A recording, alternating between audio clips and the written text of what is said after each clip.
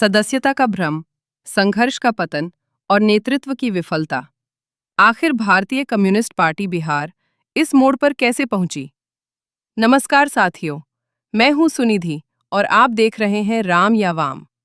भारतीय communist party Bihar आज केवल चुनावी पराजयों से नहीं जूझ रही, बल्कि एक गहरे वैचारिक, संगठनात्मक और राजनीतिक संकट के दौर से गुजर रही है।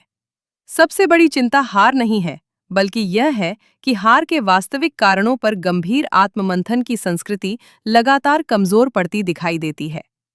हर चुनाव के बाद समीक्षा होती है, लेकिन क्या वह सचमुच समीक्षा होती है? अक्सर कहा जाता है कि जनता सांप्रदायिक ध्रुवीकरण का शिकार हो गई, धनबल और प्रशासन ने चुनाव प्रभावित कर दिया, या विरोधियों की ताकत असाधारण थी। ये सभी कारण कुछ परिस्थितियों में प्रासंगिक हो सकते हैं, लेकिन क्या हर बार केवल यही कारण पर्याप्त है? नेतृत्व की अपनी राजनीतिक जिम्मेदारी कब तय होगी? यदि हर हार का कारण केवल विरोधी दलों की ताकत है, तो नेतृत्व की भूमिका क्या रह जाती है? यदि जनता तक पार्टी की बात नहीं पहुंच पा रही, तो यह केवल जनता की विफलता नहीं, राजनीतिक हस्तक्षेप की भी चुनौती है। मार्क्सवाद परिस्थितियों का वैज्ञानिक विश्लेषण करना सिखाता है, बहानों का निर्माण नहीं। आज पार्टी में सदस्यता के आंकड़ों को उपलब्धि के रूप में प्रस्तुत किया जाता है, लेकिन क्या केवल सदस्यता बढ़ जाने से पार्टी मजबूत हो जाती है? इतिहास इसका उत्तर नहीं देता है। दुनिया के किसी भी क्रांतिकारी आंदोलन की ताकत सदस्यता रजिस्टर से नहीं, जनता के बीच उसकी राजनीतिक पकड़ और संघर्ष क्षमता से मापी गई है। यदि किसी जिले में सबसे अधिक सदस्य है, तो वही जिला सबसे मजबूत जनांदोलन का केंद्र क्यों नहीं बनता? यदि हजारों सदस्य हैं, तो वे जनता के बीच राजनीतिक प्रभाव में क्यों नहीं बदलते? यदि चुनावी परिणाम लगातार कमजोर है, तो केवल सदस्यता के आंकड़ों पर गर्व किस बात का? सवाल सदस्यता का नहीं, संगठन की राजनीतिक सक्रियता और नेतृत्व की रणनीति का है।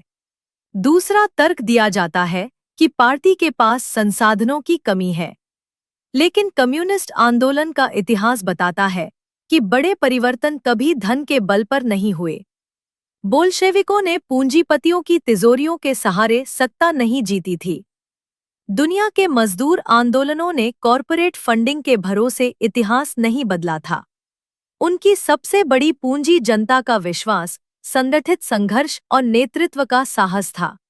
इसलिए मूल प्रश्न धन का नहीं, राजनीतिक इच्छा शक्ति का है। आज संघर्ष की राजनीति धीरे धीरे औपचारिक कार्यक्रमों तक सीमित होती दिखाई देती है। एक दिन का धरना, कुछ घंटे का प्रदर्शन, प्रेस विज्ञप्ति, सोशल मीडिया पर तस्वीरें, फिर अगले कार्यक्रम का इंतजार। क्या यही जनसंघर्ष है? जिस आंदोलन से सरकार पर राजनीतिक दबाव न बने, जिससे जनता को यह विश्वास न मिले कि कोई उसके लिए लगातार लड़ रहा है, वह आंदोलन नहीं, केवल औपचारिकता बनकर रह जाता है। सरकार भी जानती है कि विरोध सीमित समय का है, इसलिए उसके भीतर राजनीतिक दबाव पैदा नहीं होता।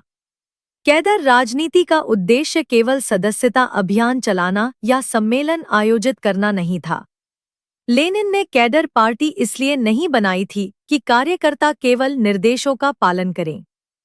उन्होंने स्पष्ट लिखा था, क्रांतिकारी सिद्धांत के बिना क्रांतिकारी आंदोलन नहीं हो सकता। लेकिन क्या आज संगठन के भीतर गंभीर वैचारिक बहस होती है? क्या राज्य स्तर पर बदलते राजनीतिक परिदृश्य पर विस्तृत रणनीतिक चर्चा होती है? क्या लगातार हो रही चुनावी विफलताओं का खुला मूल्यांकन किया जाता है?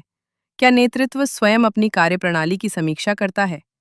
यदि इन प्रश्नों का उत्तर नकारात्मक है, तो समस्या केवल कार्यकर्ताओं में नहीं खोजी जा सकती। एक और चिंताजनक प्रवृत्ति ये है कि संगठन के भीतर असहमति के लिए स्थान लगातार सिमटता महसूस होता है। जो साथी नए प्रश्न उठाते हैं, वैचारिक बहस चाहते हैं या संगठन की दिशा पर गंभीर चर्चा की मांग करते हैं, वे स्वयं को हाशिए पर महसूस कर सकते हैं। मार्क्सवाद का मूल स्वभाव आलोचनात्मक चिंतन है। मार्क्स ने कहा था कि हर चीज की आलोचनात्मक जांच होनी चाहिए। यदि आलोचना को अनुशासनहीनता और चुप्पी को अनुशासन मान लिया जाए, तो संगठन की वैचारिक ऊर्जा कमजोर पड़ सकती है। कम्युनिस्ट संस्कृति का आधार प्रश्न पूछना, आत्मालोचना करना, गलतियों से सीखना और सामूहिक रूप से आगे बढ़ना है। आज सबसे महत्वपूर्ण प्रश्न ये नहीं है कि भाजपा मजबूत क्यों हुई। सबसे महत्वपूर्ण प्रश्न ये है कि वामपंथ कमजोर क्यों हुआ। जब मजदूर संघर्ष कर रहे थे, तब क्या पार्टी उनके साथ लगातार खड़ी दिखाई दी? जब किसान आंदोलित थे, तब क्या उन्हें राज्यव्यापी राजनीतिक अभियान में बदला गया? जब बेरोजगारी, महंगाई और निजीकरण के खिलाफ जनता में असंतोष था, तब क्या पार्टी उसे व्यापक जन आंदोलन का रूप दे सकी? यदि इन प्रश्नों के उत्तर असहज है, तो वही असहजता वास्तविक समीक्षा का प्रारंभ है। नेतृत्व कोई विशेषाधिकार नहीं, बल्कि जवाबदेही है।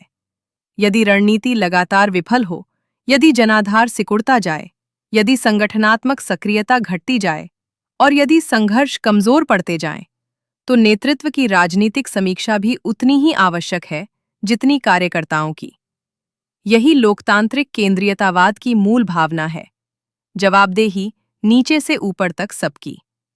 आज भारतीय कम्युनिस्ट पार्टी बिहार के सामने दो रास्ते हैं। पहला, सदस्यता के आंकड़ों, औपचारिक कार्यक्रमों और आत्मसंतोष के सहारे आगे बढ़ने का प्रयास, तथा हर चुनावी हार के बाद नए कारण खोजते रहना।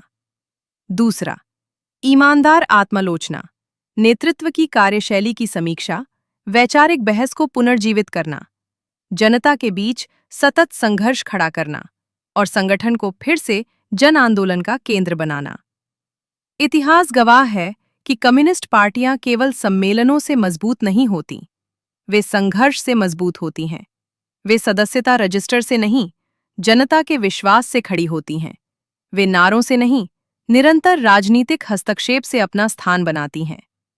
यदि किसी संगठन में संघर्ष की जगह औपचारिकता, बहस की जगह चुप्पी और जवाबदेही की जगह बहाने लेने लगे, तो उसका सबसे बड़ा संकट बाहर से नहीं, भीतर से पैदा होता है।